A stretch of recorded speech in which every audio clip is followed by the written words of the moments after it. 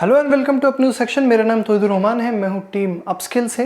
अपन्यू section में हम लोग जो भी बीते हफ्ते में इंडस्ट्री से रिलेटेड न्यूज़ है, अपडेट्स है, वो आपके साथ यहाँ पे शेयर करते हैं और चीज़ों को मैं थोड़ा सा एक्सप्लेन भी करता हूँ। तो बिना किसी देरी के आज के इस वीडियो को शुरू करते हैं। सबसे पहले न्यूज़ को हम यहाँ पे शुरू करेंगे एक सवाल से। तो गूगल के जॉन मूलर से ये सवाल पूछा गया था कि क्या गूगल जो है अबव द फोल्ड कंटेंट को ज्यादा प्रेफरेंस देता है क्या। अब इसको समझाने से पहले मैं आपको बता दूं कि अबव द फोल्ड कंटेंट का मतलब क्या होता है। तो अबव द फोल्ड जो है वो एक रेफरेंस है उस कंटेंट के लिए जो कि जब आप किसी ब्राउजर में किसी वेब पेज को लोड करते हैं तो बिना स्क्रॉल किए हुए जो आपके स्क्रीन पे पहला आपको जो भी कंटेंट दिखता है उसको अबव द फोल्ड कंटेंट कहा जाता है। आप जानते हैं कि अबव द फोल्ड कंटेंट को गूगल यहाँ पे ज्यादा प्रेफरेंस देता है क्या ज़्यादा उसको रैंकिंग में हेल्प करता है। तो आपको यहाँ पे ये जानने की ज़रूरत है कि पुराने दिनों में ऐसा होता था। पुराने दिनों में क्या होता था कि गूगल जो है उस कंटेंट को जो कि top of the web page में होता था उसको यहाँ पे ज़्यादा प्रेफरेंस देता था।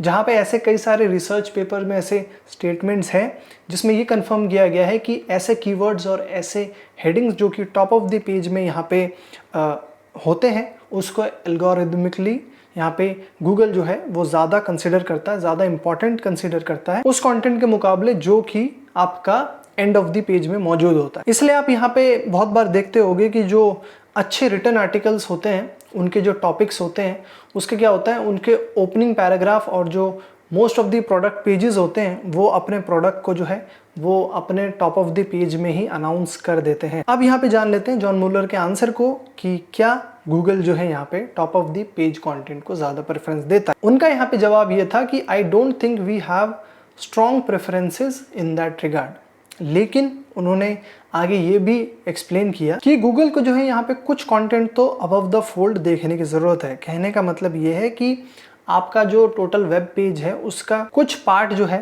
वो यहाँ पे यूज़र को सबसे पहले विजिबल होना चाहिए।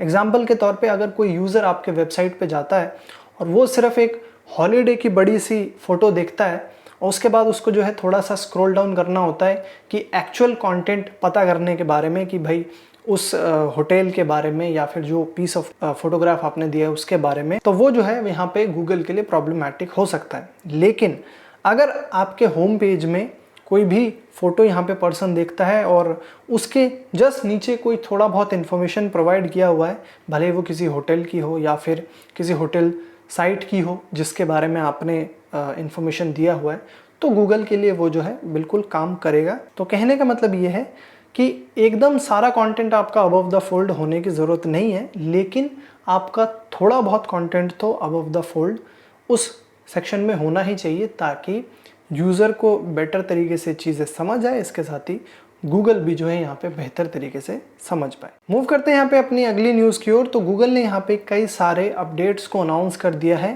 ताकि वो लोग जो है जितने भी साइट ओनर्स और एडवर्टाइजर्स हैं उनको यहाँ पे हेल्प प्रोवाइड करवा सके रिलेवेंट डाटा के साथ जब कुकीज़ यहाँ पे अवेलेबल ना हो। ये जो है इसको new privacy safe tracking method बोला जा रहा है जिसमें गूगल का जो फ्लॉक टेक्नोलॉजी है वो यहाँ पे इन्वॉल्व नहीं होगा। इसके अलावा वो लोग जो है कंसेंटेड फर्स्ट पार्टी डेटा और मशीन लर्निंग के ऊपर रिलाई करेंगे। तो जान लेते हैं कि क्या है गूगल का cookie free alternative data tracking के लिए। सबसे पहले आपका Google analytics tracking without cookies. तो गूगल एनालिटिक्स जो है यहाँ पे बहुत जल्द मशीन लर्निंग को यूटिलाइज करना स्टार्ट कर देगा ताकि वो मार्केटर्स को बेटर तरीके से इन्हांस कर पाए, जिसके चलते वो लोग जो है कस्टमर की जर्नी को विद और विदाउट कुकीज़ यहाँ पे बेटर तरीके से समझ पाए। मैं आपको बता दूं कि ये एक एक्सटेंशन है मशीन लर्निंग कैपेबिलिटीज़ का जो कि ऐड किया गया था गूगल एनालिटिक्स में पिछले साल, जहाँ पे वो जो है सरफेस रेलेवेंट मार्केटिंग इंसाइट्स जिसमें आपका likelihood of customers making a purchase उसमें भी आपका शामिल। इसके अलावा गूगल एनालिटिक्स में जो एडवांस मशीन लर्निंग मॉडल्स हैं उसको आपके बिहेवियरल रिपोर्टिंग में भी एक्सटेंड कर दिया जाएगा, जहाँ पे ये जो मॉडल है जो भी कुकीज़ के द्वारा जो लेफ्ट ओवर डेटा होगा उसमें उस गैप को फिल करने के लिए अवेलेबल होगा। इसके साथ ही इस डेटा के साथ मार्केटर्स के पास जो है यहाँ पे एक कंप्लीट व्यू होगा कस्टमर के जर्नी का, जिसके चलते वो लोग जो है इन इंसाइट्स को अपने कैंपेन्स को इम्प्रूव करने में हेल्प करेंगे। दूसरा है आपका यहाँ पे कंसेंट मोड। तो जो टेक्निक्स है यहाँ पे उसमें आपका फर्स्ट पार्टी डेटा के लिए एक फाउंडेशन को बिल्ड करना है जिसमें जो भी मार्केटर्स हैं वो यहाँ पे अब गूगल के कंसेंट मोड से कर पाएंगे, जहाँ पे ये जो कंसेंट मोड है वो अपने आप को एडजस्ट कर लेता है इस तरीके से कि कैसे गूगल के जो टैग्स हैं वो ऑपरेट करते हैं based on user consent choice for ads, cookies या फिर एनालिटिक्स कुकीज़ के। इसके अलावा जब यूज़र जो है यहाँ पे कुकीज़ के लिए कंसेंट नहीं देते हैं तो कंसेंट मोड जो है वो आपका कन्वर्जन मॉडलिंग को यूज़ करेगा रिकवर करने के लिए, जिसमें आपका more than 70% of ad click to conversion journeys इसमें शामिल होगा। जिसके चलते होगा ये कि मार्केटर्स को यहाँ पे हेल्प मिलेगी कि वो लोग जो है एक प्राइवेसी सेफ वे में जो भी अपने कैंपेन परफॉर्मेंस है उसको कंप्लीट तरीके से मेजर कर पाएंगे। तो इनहैंस कन्वर्जन जो है वो आपका एडिशनल प्राइवेसी सेफ वे है, जहाँ पे कम कुकीज़ यहाँ पे अवेलेबल होंगी तो उसके बावजूद यहाँ पे जो डेटा है उसको एक्यूरेटली मेजर किया जा सकता है। जहाँ पे इसको जो है कंसेंट मोड के ऊपर बिल्ड किया हुआ है, जहाँ पे ये जो इनहैंस्ड कन्वर्जन्स है उनको फर्स्ट पार्टी डेटा के लिए यूज़ किया जाएगा ताकि ज़्यादा एक्यूरेट व्यू यहाँ पे प्रोवाइड करवाया जा सके उन एक्शंस के लिए जिनको यूज़र्स ने किसी ऐड के साथ एंगेज करने के बाद लिया था। मूव करते हैं अपनी अगली न्यूज़ की ओर। तो यूट्यूब जो है यहाँ पे अपने शॉर्ट वीडियोज़ यानी कि यूट्यूब शॉर्ट्स के लिए इन ऐप क्रिएशन टूल्स को रोल आउट करने जा रहा है, जहाँ पे 4 ब्रांड न्यू फीचर्स यहाँ पे वो ऐड करने वाला है। तो अब देख लेते हैं कि यहाँ पे कौन कौन से ये 4 नए अपडेट्स है जो कि यूट्यूब शॉर्ट्स में किए जा रहे हैं। सबसे पहला है आपका 60 सेकेंड रिकॉर्डिंग्स। तो अब यूट्यूब शॉर्ट्स कैमरा से जो है आप 15 सेकेंड से लेकर मैक्सिमम ड्यूरेशन ऑफ 60 सेकेंड्स तक आप जो है टॉगल कर पाएंगे, जहाँ पे आप जो है इन टाइम ड्यूरेशन में अपने शॉर्ट वीडियो को यहाँ पे रिकॉर्ड कर पाएंगे। लेकिन यहाँ पे एक चीज़ ध्यान रखने की ज़रूरत है कि जब आप किसी शॉर्ट वीडियो को म्यूज़िक के साथ रिकॉर्ड करेंगे YouTube लाइब्रेरी के म्यूज़िक से, तो जो वीडियोज़ है उसको अभी भी 50 सेकेंड्स तक कैप किया गया है। ये जो है इस वजह से क्योंकि YouTube के जो म्यूज़िक लाइसेंसेज है वो अभी भी उसमें कुछ लिमिटेशन है, क्योंकि 50 सेकेंड से ज़्यादा की जो म्यूज़िक है वो आप यहाँ पे जो कि क्रिएटर का खुद का सॉन्ग होता है उसको यहाँ पे यूज़ नहीं कर सकते। नेक्स्ट अपडेट है आपका शॉर्ट्स वीडियो फिल्टर्स। तो यूट्यूब क्रिएटर्स जो है अब कई सारे डिफरेंट फिल्टर्स के बीच में स्विच कर पाएंगे, जिसके चलते वो जो है फिर उन स्क्रीन्स में जो है रिकॉर्ड भी कर पाएंगे और एडिट भी कर पाएंगे शॉर्ट कैमरा की मदद से, जहाँ पे ये जो फिल्टर्स है वो यूज़र्स को कलर करेक्ट करने में, जो भी उनके फुटेजेस है उसके में भी हेल्प करेगा। इसके साथ ही किसी वीडियो के लुक एंड फील को चेंज करने में भी यहाँ पे हेल्प करने वाला है। नेक्स्ट अपडेट है आपका वीडियो कैप्शंस। तो भाई यूट्यूब शॉर्ट्स को और भी ज़्यादा एक्सेसिबल बनाने के लिए क्रिएटर्स जो है अब यहाँ पे कैप्शंस को ऐड कर सकते हैं अपने वीडियोस में 2 तरीके से। पहला है कि क्रिएटर्स या तो यूट्यूब को जो है खुद कैप्शंस को ऐड करने के लिए यहाँ पे अलाउ कर दे, जिसमें यूट्यूब जो है यहाँ पे स्पीच टू टेक्स्ट टेक्नोलॉजी का यूज़ करने वाला है, या फिर क्रिएटर्स जो है यहाँ पे मैनुअली कैप्शंस को ऐड कर सकते हैं।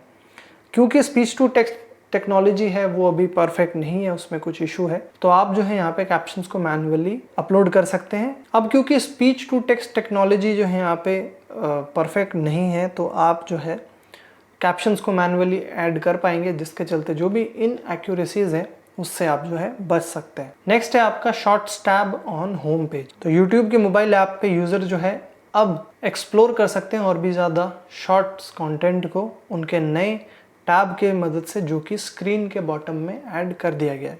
ये जो शॉर्ट्स टैब है वो अब आपके एक्सप्लोर टैब की जगह पे आपको दिखाई देगा। इसके साथ ही जो एक्सप्लोर टैब है उसको जो भी यूट्यूब का टॉप ऑफ द स्क्रीन होता है आपके लेफ्ट साइड में, वहाँ पे प्लेस कर दिया गया। मूव करते हैं यहाँ पे अपनी अगली न्यूज़ की ओर।